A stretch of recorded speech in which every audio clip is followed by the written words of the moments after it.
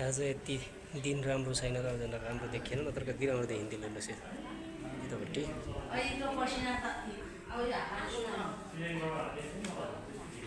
म चाहिँ तल जाँदैछु म झर्नु आएको साथीहरू राम्रो छ यहाँ घुम्नलाई चाहिँ मजा यहाँ आएपछि यहाँ नघुमी त के भन्ने हो यहाँ घुम्नुको मजा नै छुट्टै छ नि साथीहरू यहाँ आएपछि यहाँ चाहिँ घुम्नै पर्छ कि सारङगढको विशेष आकर्षण भनेको यही त हो नि अहिले त झन् तलपट्टि यस्तो दामी मन्दिर बनेको छ गणेशको मूर्ति अनि यसले गर्दा नि यहाँको शोभा थपिएको छ भनेपछि म चाहिँ अब तल झर्दैछु अब आउँदै जान्छु म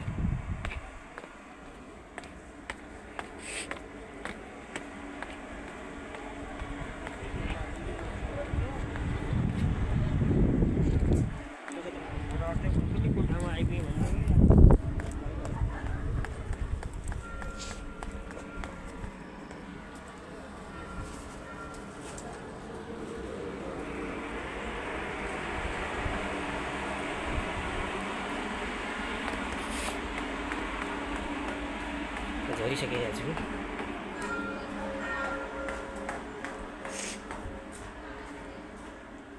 यस मजा छ यहाँ पोखराको सानो हुन्थ्यो भने यो टावर अहिले चाहिँ यो मन्दिर बनाउनले झन् कति कायदा भएको छ यतापट्टि पनि देखाउँछु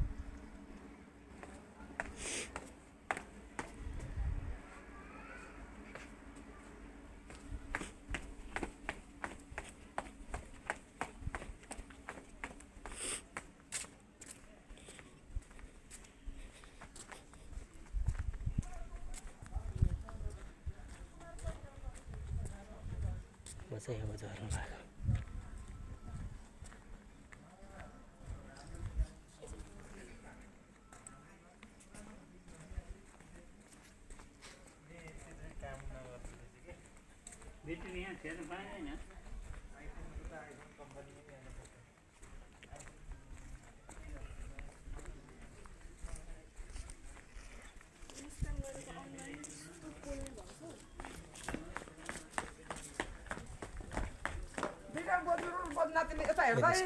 सरङकोट धाम लेखेर चाहिँ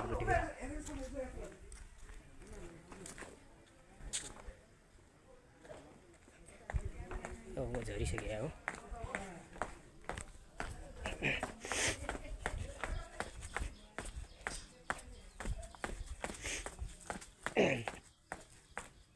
तपाईँहरू पनि भिजिट गर्न सक्नुहुन्छ है पोखरा आउनुभयो भने पोखरामा चाहिँ सरङकोटको भ्यू टावर हेर्न अनि मन्दिर हेर्नको लागि आउन सक्नुहुन्छ निकै राम्रो ठाउँ छ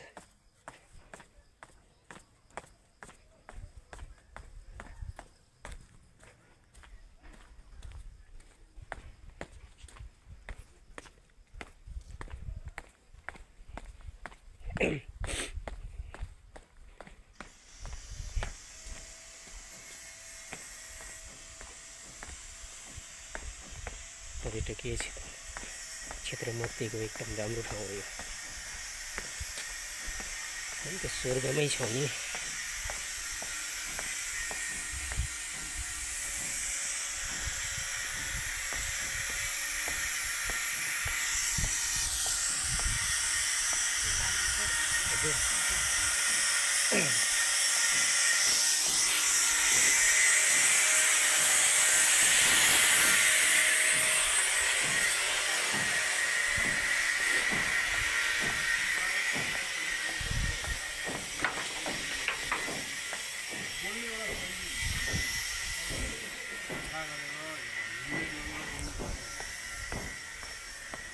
टिकट पनि टुरिस्ट एङ्गलसम्म अब म चाहिँ लगभग तलतिर झरिसकेको छु यहाँको चिसोले भेटिहाल्यो हावाले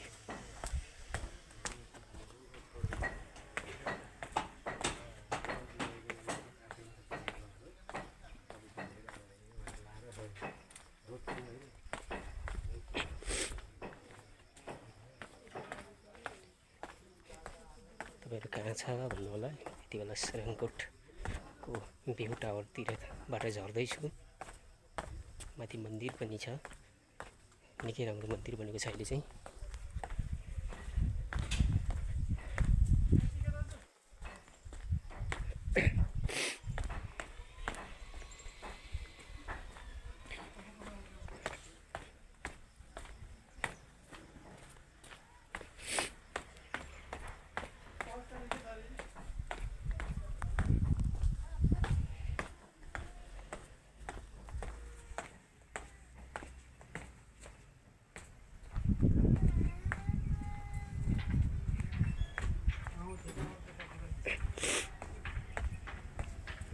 तल बाटोमा आइसकेँ, बाटोमा गइसकेँ साथीहरू। अब चाहिँ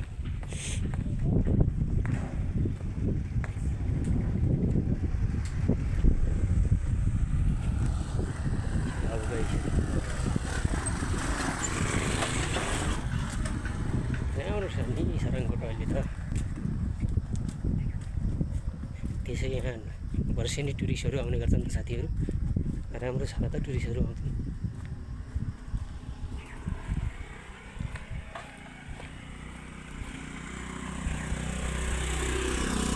भिडियो कस्तो लाग्यो, जस्तो लाग्यो त्यस्तै प्रतिक्रिया दिनुहोला र मेरो च्यानल सुचेन्द्र परियार च्यानललाई सब्सक्राइब गरिदिनु होला।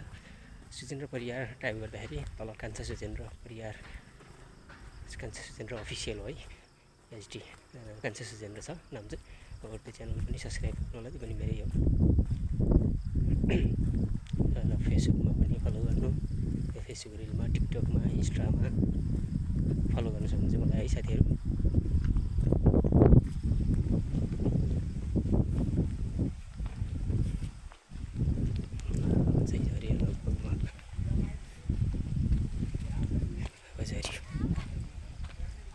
बाटो छ नि यस्तो खतरा बाटो छ अरे।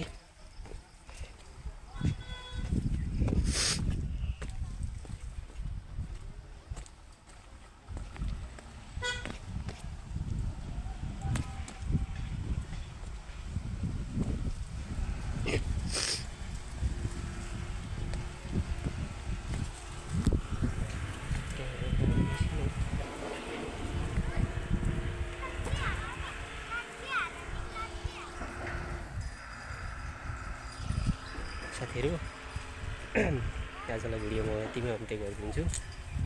जस्तो लाग्यो त्यस्तै सल्लाह सुझाव प्रतिक्रिया दिनु होला र च्यानल सब्सक्राइब गर्नु होला, लाइक कमेन्ट सेयर सब्सक्राइब गरिदिनु होला। कस्तो खालको भिडियो चाहनुहुन्छ त्यो पनि कमेन्टमा बताउनु होला भन्दै आजलाई म बिदा चाहन्छु।